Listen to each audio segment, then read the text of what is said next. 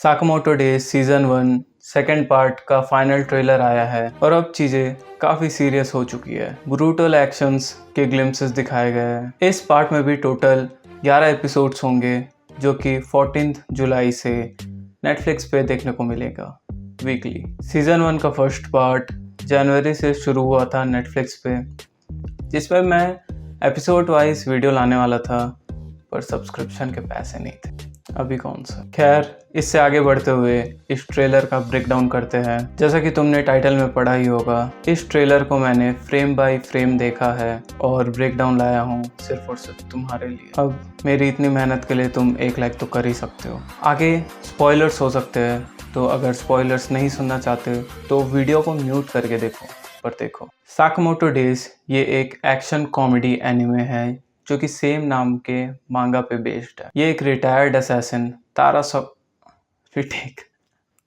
सुतारिया ये एक retired assassin तारो Sakamoto की कहानी है, जो कि पुराने कामों से दूर अब एक फैमिली मैन बन चुका है, जिसका एक कन्वीनियंट स्टोर भी है। पर ये अपने लव लाइफ और फैमिली को बचाने के लिए कुछ भी कर सकता है, बस नो किलिंग रूल फॉलो करते हो। अब ये रूल क्यों है उसे जानने के लिए सीजन 1 का पहला पार्ट तुम्हें देखना पड़ेगा। पर क्या वो अब भी अपने फैमिली को बचा पाएगा? क्योंकि पहले पार्ट में इसका मेन विलन, जिसका नाम स्लर है, वो बैक एंड से ऑपरेट कर रहा था by being in the shadows। पर सीजन 1 पार्ट 1 के एंड में वो बाहर आता है और अब शायद इस पार्ट में वो फ्रंट फुट में रहेगा और साकामोटो को काफी दिक्कत देगा। लेकिन अब भी ये क्लियर नहीं है कि वो साकामोटो को क्यों टारगेट कर रहा है। पार्ट 1 को देखने के बाद मेरे एजम्पशंस है कि स्लर का मेन टारगेट ऑर्डर है, जो कि एक टॉप टियर असैसिन्स का ग्रुप है JAA में, to maintain order and harmony in the society I think. Nevertheless Sakamoto भी ऑर्डर का पार्ट प्रीवियसली था, तो हो सकता है कि इसीलिए स्लर उसके पीछे भी आ रहा है। पर खुद फेस ऑफ करने से पहले स्लर कुछ लोगों को साकामोटो के पीछे भेजता है। ये दूसरे देश से भागे हुए क्रिमिनल्स है जो अपना डेथ फेक करके आए हैं, जिसमें स्लर ने ही मदद की थी। ये 4 लोग हैं and let me remind you, ये लोग पार्ट 1 में आए असैसिन्स से काफी अलग है। कोल्ड ब्लडेड रूथलेस साइकोपैथ्स, चारों के चारों। साकामोटो को अगर इन्हें हराना है तो मारना ही सिर्फ एक ऑप्शन है, पर नो किलिंग रूल भी तो फॉलो करना है। काफी इंटरेस्टिंग रहेगा साकामोटो इन्हें कैसे हैंडल करता है, देखना। हाथ पांव तोड़ने से भी शायद काम चल जाए। अब साकामोटो का भी सटक गया है क्योंकि डायरेक्ट फैमिली पे अटैक कर रहे हैं ये लोग, और उसकी वाइफ पे भी हाथ उठा दिया, तो नाउ दे आर डन। इनके अलावा स्लर एक और बंदे को भी भेजेगा जो कि उसका शायद क्लोज्ड वन है, आइदर सिबलिंग और समथिंग। काफी वाइल्ड हो जाएगा अगर वो स्लर का क्लोन निकला तो। और इस सीजन में साकामोटो का फेस ऑफ असली स्लर से नहीं, उसके क्लोन से हुआ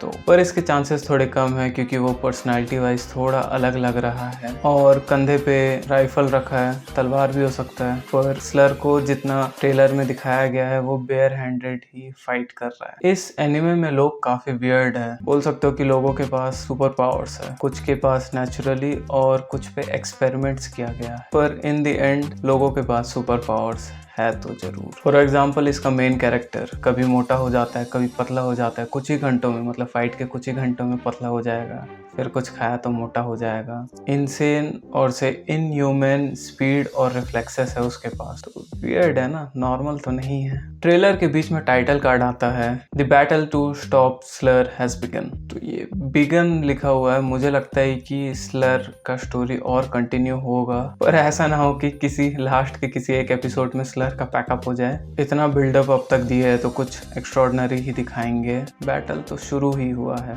टाइम तो लगेगा खत्म होने में। इन सब में ये ताऊ को मत भूल जाना, कटाना लेके आया है तो कुछ लोग को तो काटेंगे ही। भाई कंक्रीट ब्लॉक को काट दिया सिर्फ कटाना से। ब्रीदिंग स्टाइल यूज कर रहा होगा, पर कौन सा? Wind breathing? कमेंट करो।